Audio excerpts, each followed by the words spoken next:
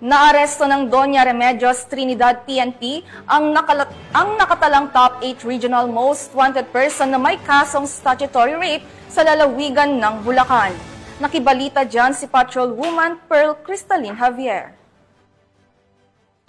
Ng mga tauhan ng Doña Remedios Trinidad Municipal Police Station ang tinaguriang top 8 regional most wanted person sa kasong statutory rape sa Sitio Kukong, Barangay Kalawakan, Doña Remedios Trinidad, Bulacan.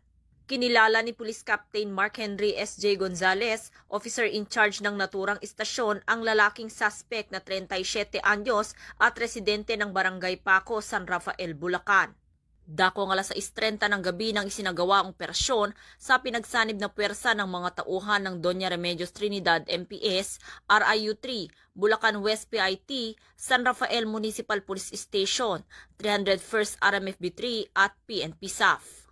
Agad na nadakip ang suspect ng isilbi ang warrant of arrest na inisyu ni Honorable Teresa Genevieve N. Co., Presiding Judge, Regional Trial Court, 3rd Judicial Region, Branch 17, Malolos City, Bulacan, para sa kasong statutory rape na walang inirerekomendang piyansa.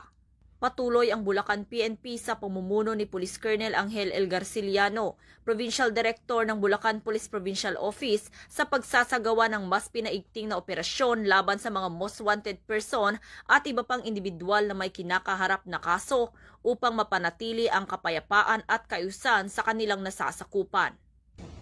Mula dito sa Bulacan Police Provincial Office, ako ang inyong PNN Correspondent, Patrolwoman Pearl Crystalline Javier, alagad ng batas, tagataguyod ng Balitang Pulis.